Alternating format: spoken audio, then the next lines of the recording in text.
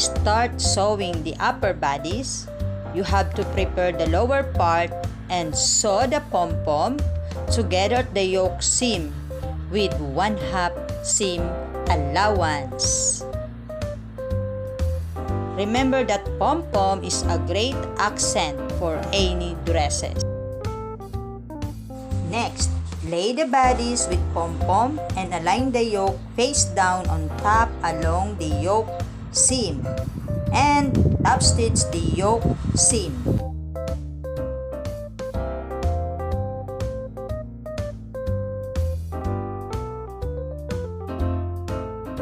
Next, place the wrong side of the lining facing to the right side of front part matching up the neckline seam. Now, sew the neckline at 1/4 seam allowance. After sewing the neckline, release the tension by clipping or notching the neckline. Be careful guys not to cut through. This will help us to get a nice round shape.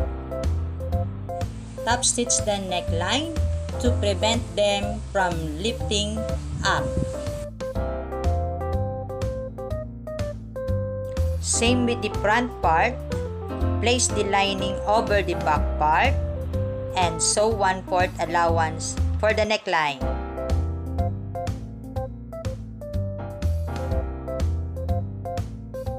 Don't forget to make a notch or clip. Then, top stitch the neckline to prevent from lifting up.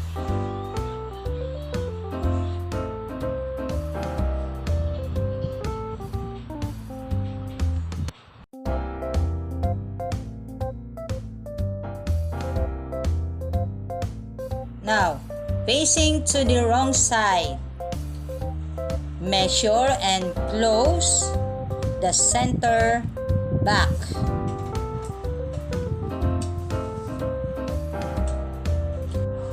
Cut the end of the neckline to flatten it.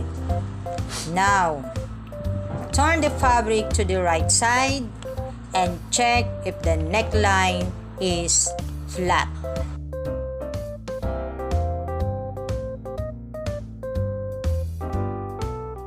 After top stitching the neckline, place the back shoulder to the front shoulder.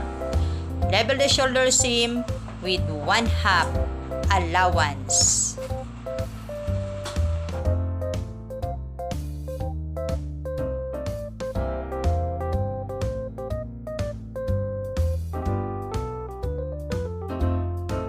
After joining the shoulder, check the front part if the shoulder is flat. Next, close the sides with 1/2 allowance.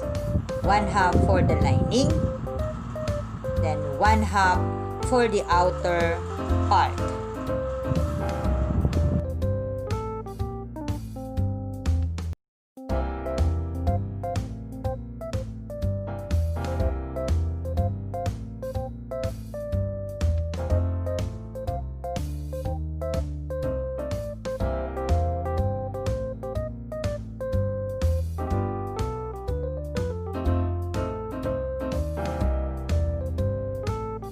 All the seams should be facing to the wrong side together.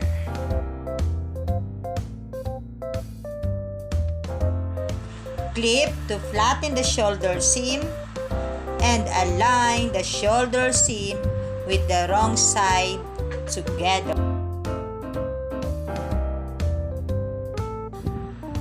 Join also the sides with the wrong side together. After joining the shoulder seam and then the side seam, sew the armhole with 1/4 allowance.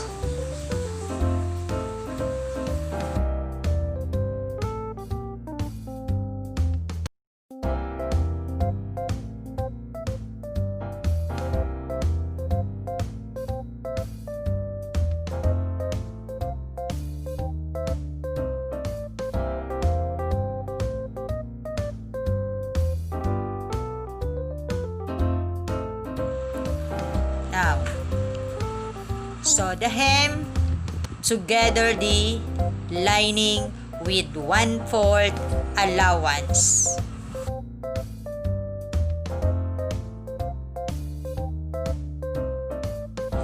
Next, prepare the sleeves. Strip, fold 1/4 by 1/4 and sew 1/16.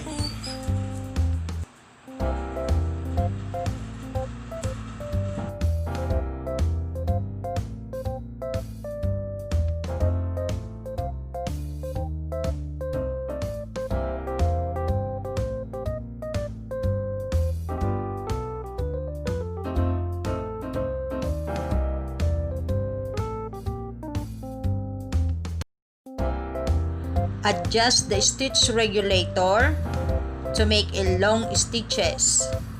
Sew along the cup portion of sleeves including the lining and make a double stitches.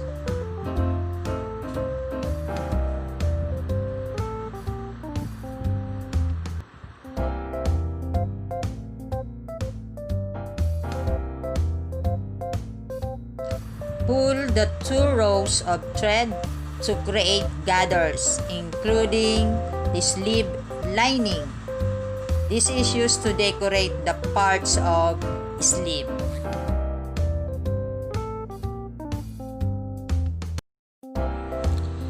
Notch the center of sleeve hem and attach the strip with 1/4 allowance. Next thing to be done, attach the strip facing the right side with 1/4 allowance.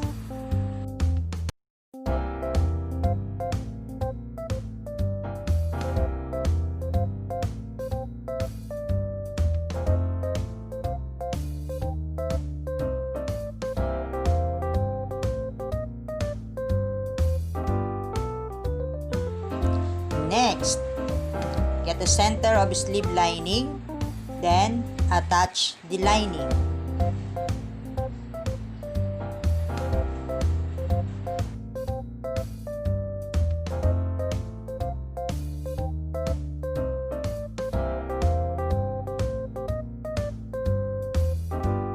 With right side together, sew the sleeve with 1/2 allowance.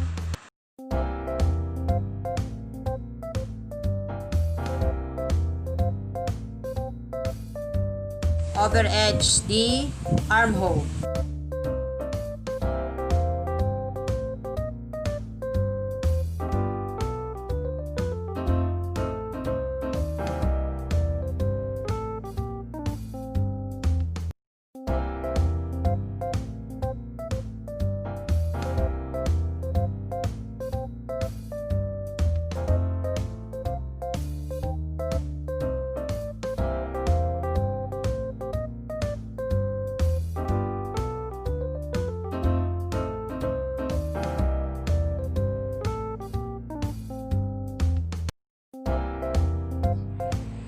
Now, for the back skirt, place the plain and floral fabric.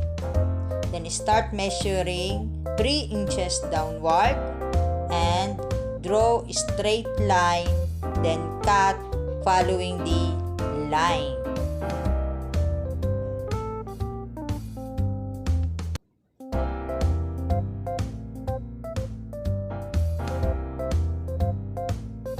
From the corner point, sew the fabric downward with 1/2 allowance.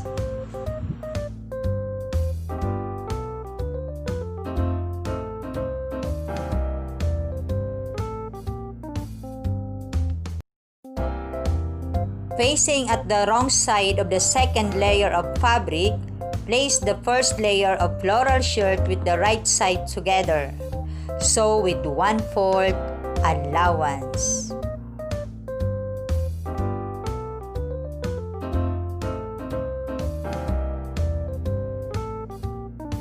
After sewing, then turn to the right side the floral fabric.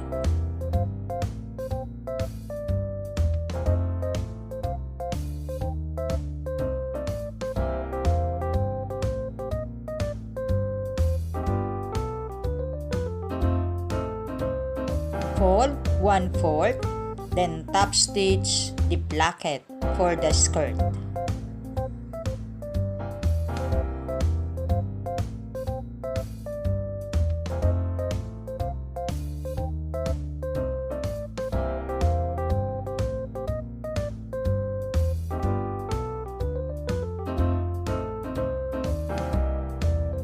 After top stitching the placket to the back part, then place the front part of the skirt, then sew with 1/2 allowance.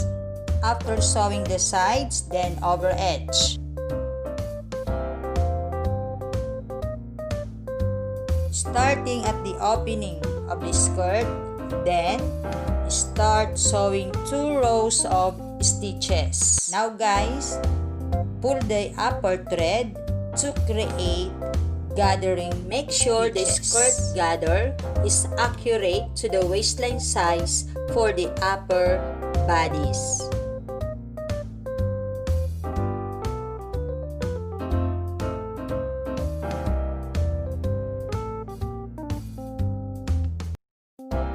Now guys, connect the skirt and the upper bodies with 1/2 allowance.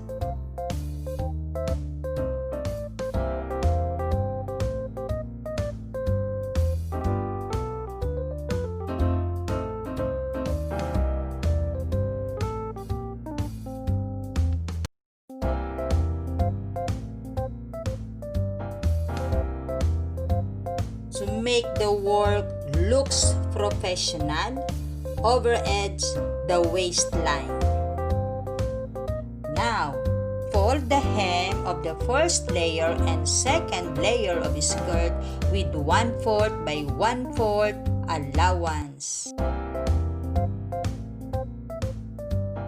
Add pom-pom to the waistline to look more exciting.